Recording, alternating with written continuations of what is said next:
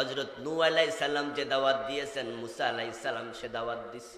মুসা যা বলেছেন ঈসা তা বলেছে, নূহ আলাইহিস সালাম যা বলেছে হুদ তা বলেছে, হুদ যা বলেছে ইব্রাহিম তা বলেছে।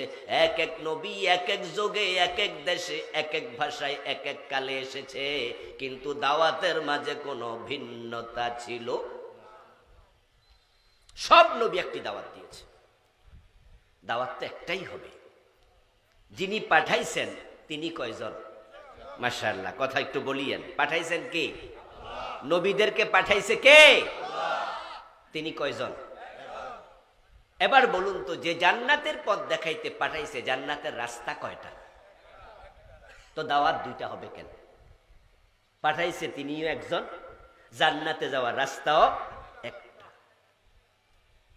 রাসূলুল্লাহ সাল্লাল্লাহু আলাইহি ওয়াসাল্লাম কোনো একদিন